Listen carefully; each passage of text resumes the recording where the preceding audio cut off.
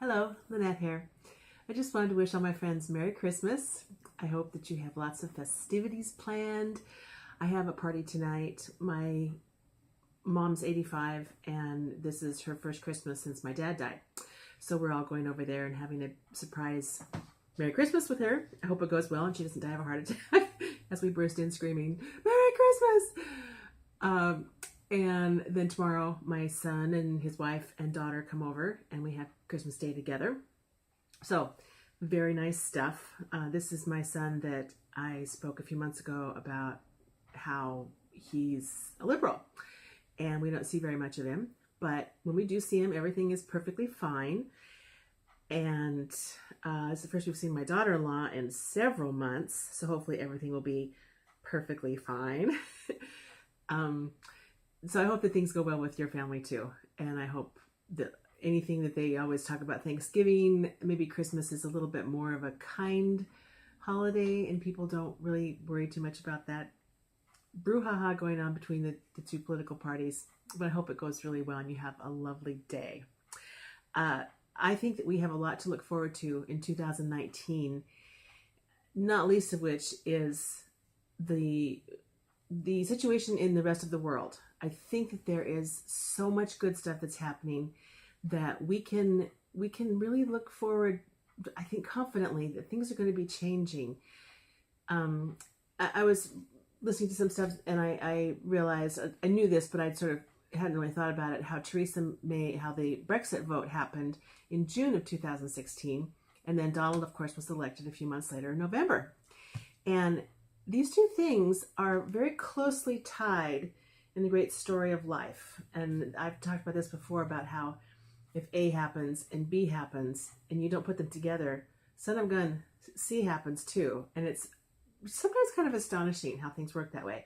So Brexit has put England in a position of having to stand up for its sovereignty. And one expert I was listening to today said that the deal that Theresa May wants to vote on when they come back from Christmas break on, I think the 17th, is one that, you know, they do not get to take back their sovereignty, they do not get to take back their borders, and they get the privilege of paying the EU 39 billion pounds. So one has to ask, WTF? You know, really? But it's not looking good for her. It's looking like a no Brexit deal, which means sort of a crash out. And the fearmongers over there, the Remainers, as they're called, are saying that pretty much the Holocaust will happen. That, you know, trucks at the borders will be backed up for 5 days, and you can just imagine the fearmongering. It's the same thing that the left here does, as far as, you know, fearmongering this, that, and the other thing that none of it's true. You know, the Syria thing is a good example. What Donald pulling us out of Syria. Apparently the whole Middle East is going to implode because we took 2,000 soldiers out that weren't even fighting people. And the things that the left is saying about that decision of Donald's is just ridiculous. Do they think we're that stupid?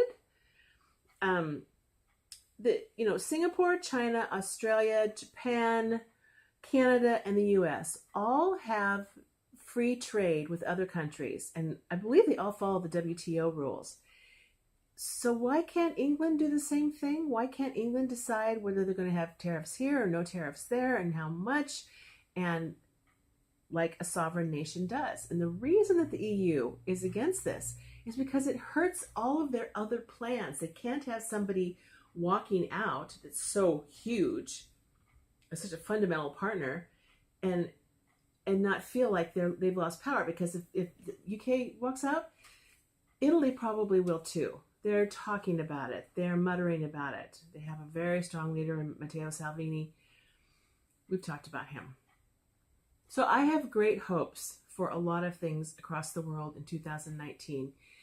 And if you can hook up your YouTube to your TV today or tomorrow, when you've got company that maybe is on your political side of the aisle, something really fun to look at is just as a fun thing. This is sort of related to Q. It's not really, but kind of, it comes up on the Q websites. And that is those envelopes that were passed to various people at George Bush Sr.'s funeral. And if you have no idea what I'm talking about, just Google envelopes. And I bet with the word envelope that you'll get 6 different things to look at YouTube. And where these people on YouTube got this original film, I don't know, because I kind of don't think that mainstream put this out there. It was envelopes that were inside the program, you know, with you can imagine a funeral, you get a little thing that says all the information about the person and the songs that are going to be sung.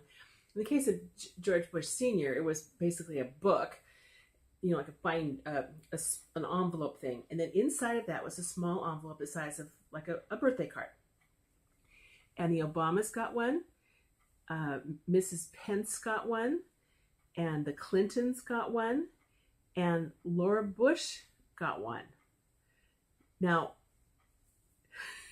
what happens next is really kind of weird. And the fun part is to get people talking about this, because I had been watching these same clips over and over again. It's the same views every time. What the cameraman, obviously you had to be very highly credentialed to be there, I'm sure. They got the same views of the same thing. So I've been watching it over again. And it wasn't until about the 3rd day of watching this stuff where some person said what was in these envelopes it wasn't a word, it was a picture. Because everybody just looks at it and then just quickly puts it away, and they don't say anything to anyone. They don't react, except in the case of Laura Bush. She shows it to Jeb next door to her, and it's the closest I've ever seen to a man looking like he was going to faint, and I'm not exaggerating. So it's fun. Watch these things and get some conversation going. What was that all about? So let's all just keep a happy thought for 2019. I think Donald Trump has some good things going. He is one of 8 of the last presidents who've had a serious shutdown like this. Don't let the media scare you that this is some freakazoid thing that he's done for his own temper tantrums, like Schumer wants to say. I think it was Obama that had one that was for 16 days. So, yeah, it's just, this is no big deal. We can get through this, and he has to win this argument, and hopefully he won't compromise too far. So Merry Christmas to you, and I'll see you in a couple days. Bye-bye.